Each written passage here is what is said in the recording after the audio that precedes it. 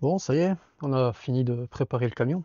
Et du coup, là, ben, on va pas tarder à décoller pour notre road trip en Suisse. Et du coup, ben, pour une fois, j'ai décidé de t'emmener avec moi pendant la durée de toute ce road trip pour que tu voyes un petit peu ben, notre aventure, comment que ça se passe, tout ça. Je vais te donner un petit peu de conseils, un petit peu les tarifs aussi de ce que ça coûte d'aller en Suisse, tout ça. Et ce sera pas forcément un vlog qui sera parfait puisque c'est mon premier vlog. Et j'espère que ça te plaira quand même, quoi. Allez, c'est parti, on y va.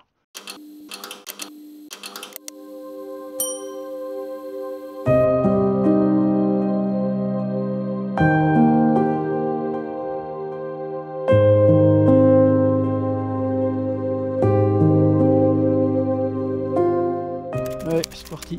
Premier jour de notre road trip. On va aller au lac ici. Ouais, le nom, j'arrive pas à le prononcer, c'est pas terrible. Mais bon, voilà. Pour savoir, ici c'est pas donné, le parking, faut déjà compter pour la journée une vingtaine de francs suisses. Ensuite, il va falloir compter une bonne 62 francs suisses juste pour la montée en fait comment, avec la télécabine. Et l'aller-retour, ça fait quand même 120 francs suisses, quoi. Voilà. Devant, on a madame avec le chien. Voilà. Ah oui, pour le chien d'ailleurs, faut compter 8 francs suisses.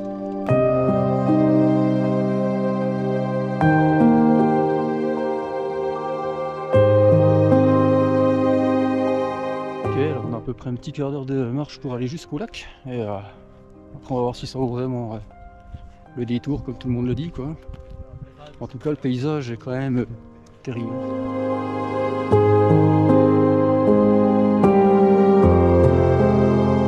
Il faut savoir que pour monter au lac, tu as deux options. Soit tu prends la télécabine. Un aller-retour, c'est 120 francs suisses. Tu comptes 8 francs suisses pour ton chien si tu en as un, enfin si tu viens avec. Et sinon, tu peux passer en fait par les sentiers. Alors, tu as une randonnée qui fait à peu près 70 minutes, 1 h 30 pour monter. Donc voilà. Du coup, nous, on a pris l'allée simple en télécabine parce qu'on arrive un peu en retard. Et on redescendra à pied en fait directement par le sentier, quoi. Voilà. C'est que t'as pas envie de te faire chier. Bah, il existe un e-taxi qui te permet de t'emmener des télécabines jusqu'en bas au lac. Bon bah voilà, on y arrive. Après 15 minutes de marche, comme je t'avais dit juste avant. On vient de voir un petit aperçu. Mais je vais te montrer ça là dans 30 secondes, tu vas voir, ça vaut le détour.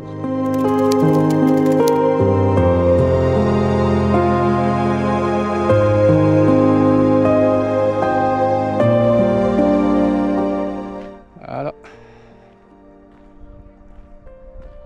La classe, non? Pour te donner un peu d'informations, ici on est dans les Alpes suisses, on est à 1000, quasiment 1600 mètres. Il fait bon là, il fait un bon 15 degrés je pense, à peu près. Donc c'est plutôt cool pour profiter, en plus il n'y a plus de pluie. Ah tiens, ce que je te disais tout à l'heure, là c'était une feignasse, c'est que t'as pas envie de te faire chier à marcher. Regarde, en face. Voilà, t'as le petit taxi bleu électrique là qui va t'emmener jusqu'ici en fait. Et tu pourras profiter. Bon bref, revenons à nos moutons. Il faut savoir que le lac en fait est classé au patrimoine mondial de l'UNESCO. Et c'est vraiment un décor de carte postale, quoi.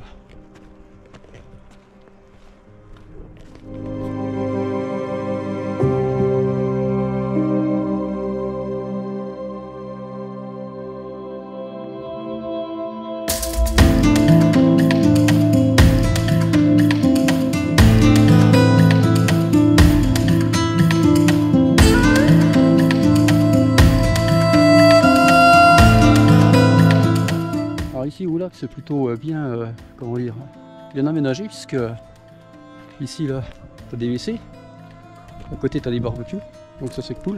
Du coup il faut savoir que sur le lac ben, t'as pas le droit de camper, t'as le droit par contre de rester pour manger tout ça, t'as même des barbecues. Là il y en a un, juste là-bas. T'as pas le droit de venir en vélo, déjà.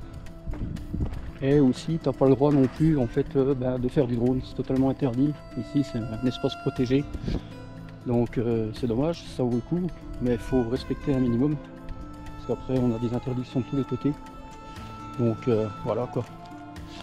Mais c'est vraiment un décor de carte postale quoi.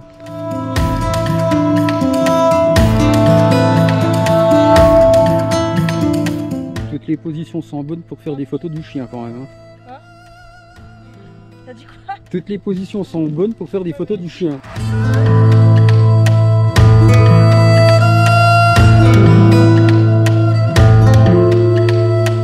On arrive là sur une des nombreuses cascades du lac. Je vais me casser la gueule.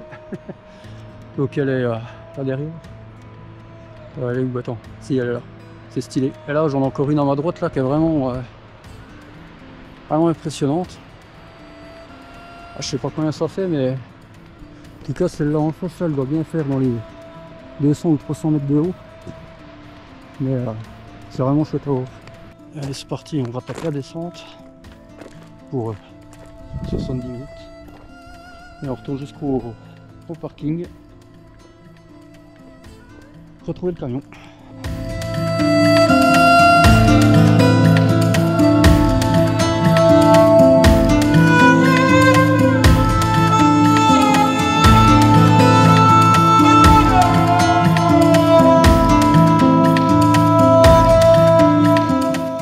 Du coup ça y est, là je suis redescendu, enfin on est redescendu là, on va arriver au camion.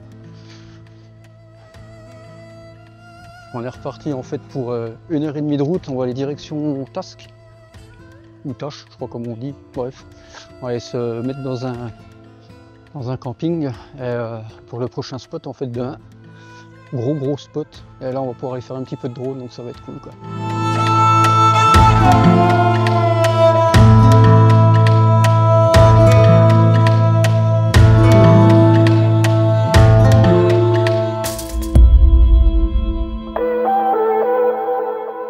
On prend le train avec le camion, direction Goffestein.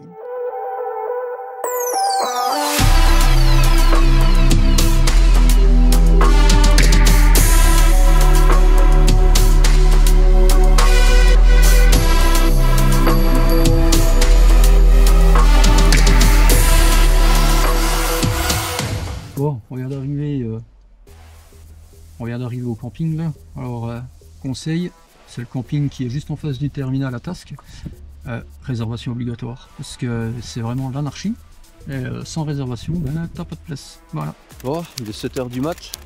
On va prendre le train là pour aller direction Zermatt. On va choper la télécabine. On va se taper à peu près une demi-heure de montée en télécabine avec un changement. Et on arrivera sur le spot du Matterhorn Glacier Trail.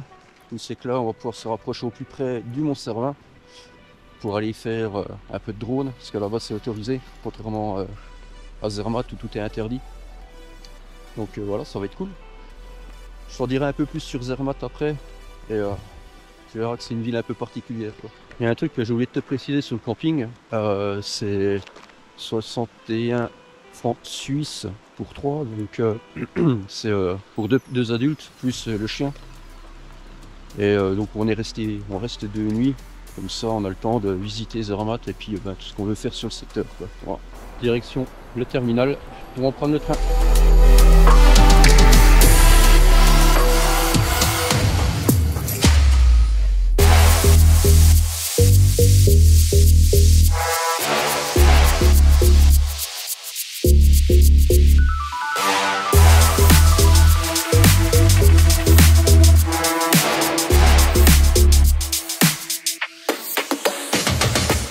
Donc là on va aller prendre la télécabine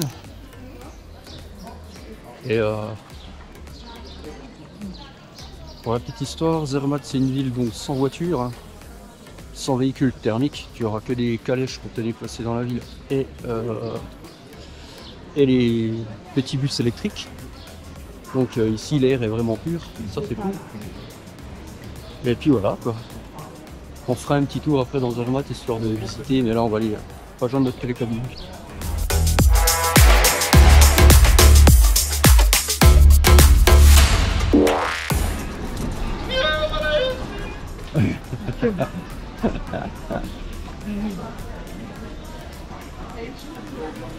Que des véhicules électriques comme ça ici.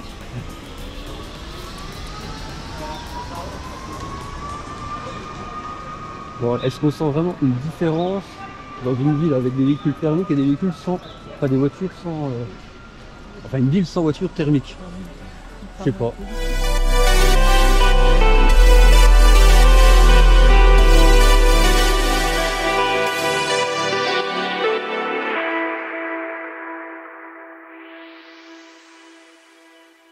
savoir que Zermatt, ça se situe à 1900 mètres d'altitude. Et donc là, on va prendre la télécabine. On va monter jusqu'au Trockener Steg, qui lui se situe à 3000 mètres. Et ensuite, on va se rapprocher du Mont Cervin. Et regardez-moi ça, c'est pas magnifique. L'arête qu'on voit en face là, juste en face de moi, enfin de nous, c'est celle que je vais descendre en drone. Et là, ça va être The Dive. C'est un truc de ouf, là. Impressionnant. Faut savoir que quand on sera au Trockener Steg, on sera donc à 3000 mètres d'altitude. Et avec le drone, je vais faire une ascension de 1400 mètres, 1478 mètres plus exactement, pour aller rejoindre le sommet. Et après refaire mon dive. Et ça va impliquer quelques difficultés techniques avec le drone. Parce que plus on monte en altitude, moins l'air est dense. Donc en fait, on consomme beaucoup plus de batterie. Et du coup, il va falloir... j'ai prévu justement avoir une grosse autonomie. Je te montrerai ça quand on sera au-dessus. Tu vas vite comprendre pourquoi. Alors gros, tu stresses? Hein? Un shadow. Tu stresses? Ma maîtresse, non, elle stresse pas, il n'y a pas de problème. Ça y est, on arrive au Trockener Steg, 2939 mètres. La vue, elle est démentielle. Alors, du coup, maintenant, on va prendre le Matterhorn Glacier Trail pour aller rejoindre 2-3 lacs et puis être au plus près du Mont Cervin. C'est pas mal, non? Ça c'est stylé. On va aller un peu plus là-bas où c'est qu'il y a les rochers. On va aller se mettre là-bas et après je vais pouvoir décoller. Et ce que je vais faire en fait, c'est que je vais suivre l'arête. Comment monter jusque là-bas, descendre, hop, redescendre. Et puis après je vais m'arrêter à peu près là-bas au bout, c'est qu'il y a l'espèce de vie pour revenir avec le drone. Donc là j'ai une ascension de 1400 mètres à faire. J'ai un peu plus de 3 km à parcourir. Donc je vais équiper le drone en fait de batterie pour avoir 8000 mAh de capacité. En plus aujourd'hui il y a 0 brin d'air, donc c'est top. Donc on verra comment le schéma va se comporter avec tout ça. Putain, il fait chaud. J'ai mis la grosse doudoune parce que je me suis dit oh il fait -3, -4, on se caille le cul. Et en fait non, je crève de chaud. Bon, après je marche aussi en même temps, mais voilà. Alors faut savoir qu'il y a quand même des dingos qui escaladent le Mont Cervin, là tu vois en face. Et je sais pas si tu vois, mais juste en face là, t'as une petite... Ah merde, je fais me péter la gueule. T'as une petite... juste là, un petit refuge, et après t'en as encore un qui est tout en haut. Et t'as des mecs qui montent l'arête là. Enfin, bref, ils sont fin chauds quoi. Des alpinistes, là bon. T'as des mecs qui sont venus en vélo. Truc de fou. Ça doit être stylé aussi à faire en vélo. Franchement, le décor est pas mal. Ah oui, je t'en ai pas parlé. Mais ce que ça coûte de venir ici, là, sur le Trockener Steg. Bah déjà, comme je t'avais dit ce matin, t'as les 43 francs suisses pour le shuttle. Alors, faut savoir que le shuttle, t'es pas obligé de le prendre parce que tu peux faire le trajet à pied. Mais bon, t'as meilleur temps de le prendre, c'est vachement plus rapide. En plus, pour 43 francs suisses, t'as l'aller-retour. Et après, au niveau des télécabines, en fait, pour monter jusqu'au Trockener Steg, déjà le chien c'est gratuit, donc ça c'est la bonne nouvelle. Et ce qui est moins bon, en fait, c'est le prix du billet, parce que c'est 75 francs suisses par personne, en fait, aller-retour jusqu'au Trockener Steg. Et si tu veux monter jusqu'au Matterhorn Glacier Paradise, là, je crois que tu rallonges encore de 40 balles, 40 francs suisses. Donc là, ça commence à faire un sacré billet. Bon après j'avoue, ça vaut quand même son tarif et avec le temps qu'on a là, c'est un truc de tarif quoi. Une vue sur des kilomètres, une montagne, voilà quoi. C'est vraiment stylé, c'est vraiment stylé. C'est un décor majestueux. Bon, c'est bien mais il va falloir qu'on trouve le chemin maintenant pour aller jusqu'à après le deuxième lac. Du coup je vais suivre les traces, mais normalement il y avait du balisage tout le long. Et, ah si là-bas, ok. Je l'avais pas vu, on a du balisage là-bas au bout. Donc ça c'est cool. Là c'est pas le moment de se retrouver sur un lac gelé puis passer au travers.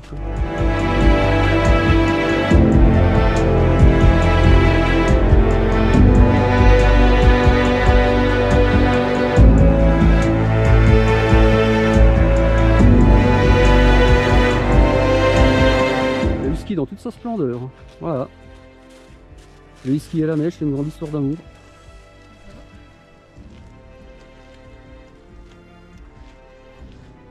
Le petit glacier, enfin glacier non, le petit lac gelé.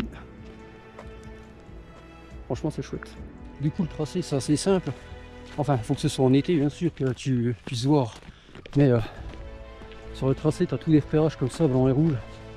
Et tout le chemin en fait est bien marqué, donc du coup c'est cool parce que c'est plutôt bien balisé. Et en fait ce sentier là, enfin ce sentier quoi, il t'emmène jusqu'à Choisy. C'est un refuge où tu peux passer la nuit là-bas quoi. Et après tu peux même faire une boucle et puis revenir au Matterhorn, enfin au Trockennersteg.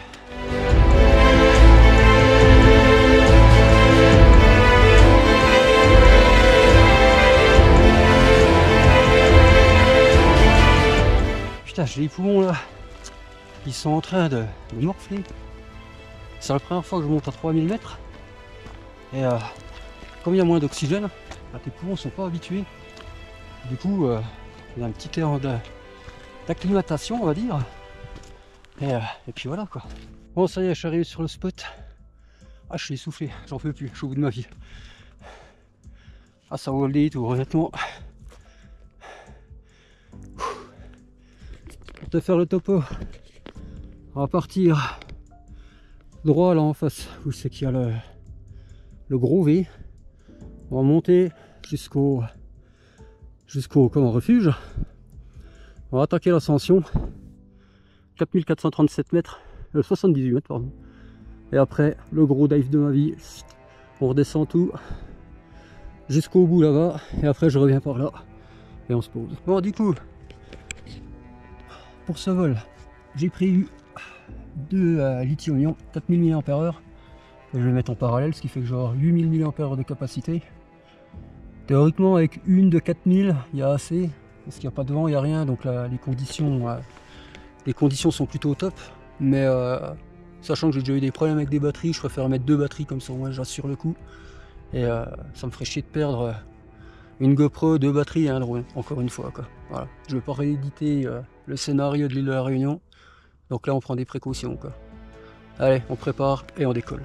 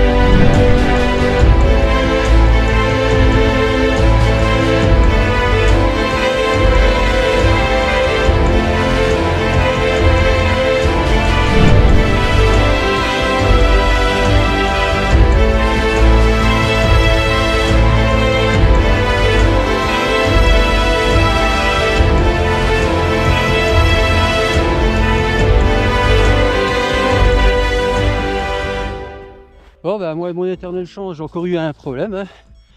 J'ai perdu le drone à 1 km de moi. Et ben voilà, le petit copain.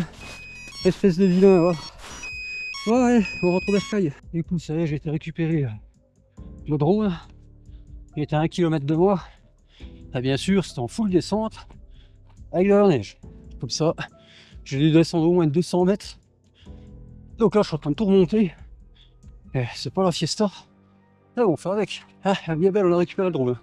C'est le plus important. Allez, on va retrouver madame et le chien. Putain, t'as vraiment l'impression d'être seul au monde, quoi, je te le dis. Ah, je suis au bout de ma life. Heureusement, la civilisation est là derrière. Allez, on y arrive. Bon, c'est à la fin des péripéties. J'ai été récupérer la bête.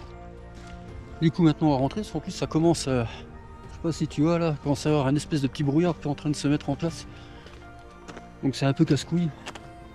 Donc là, on reprend le chemin du glacier trail dans l'autre sens et on retourne au télécabine pour redescendre à Zermatt, quoi. Voilà. Après, on va aller visiter un petit peu Zermatt et puis on va voir ce qu'on peut découvrir là-bas, quoi. Allez, je te laisse sur les images du Mont Cervin.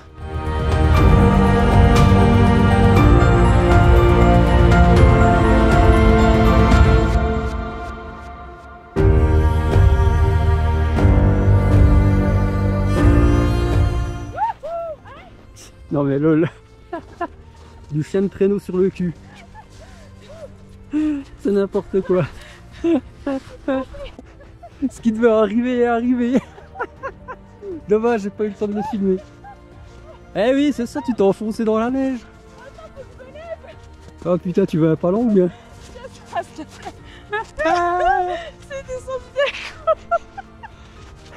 descendu. Ouais, la vieille. Ah, mort de rire, putain, je vais devoir rentrer en live. Allez, gamelle numéro 2 ou bien? Ce serait marrant. Et là, il y a un glacier, un lac. Il est énorme. Faut savoir en fait ici que le glacier trail, t'as des saisons, t'as des périodes. Je vais pas te dire exactement de conneries, je te mettrai en dessous là en description. Comment, enfin les dates où tu peux venir, parce qu'il faut savoir qu'à partir de mai, enfin entre mai et septembre je crois, tu peux y aller libre, sinon il faut un guide obligatoirement. En même temps c'est normal parce que tu as des lacs un peu partout, et du coup c'est la meilleure façon de passer au travers. Ah, encore un peu, il y avait une gamelle numéro 2. Donc voilà. Donc,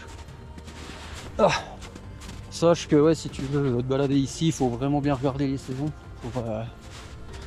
pour pas être obligé de prendre un guide. Oh, j'ai fait quasiment 7 km en aller-retour à crapahuter dans la neige. Putain, c'est sport. C'est bon pour la santé. Mais j'ai le palpitant, je te dis pas, il envoie du lourd, quoi. J'ai tapé une pointe à quasiment 190. Mais bon, voilà. Et je sens là les poumons qui me brûlent. On sent que ça manque, ça doit manquer un peu d'oxygène. Ou je sais pas, mais en tout cas ça me brûle les poumons, mais c'est impressionnant. Voilà, mais bon, on arrive au télécabine. On va redescendre et direction Zermatt, quoi. Bon, ça y est, notre virée au Matterhorn glacier, enfin au Mont Cervin. Retour sur la terre ferme. Ouais. Et fini. Allez boire un coup. Ouais. Il y a un truc que j'ai pas dit, c'est que quand tu viens avec un chien, t'es pas obligé en fait, contrairement au plateau de Céceda là dans les Dolomites, de mettre une muselière au chien. Donc ça c'est cool, que ce soit dans le train ou dans les télécabines. Donc voilà.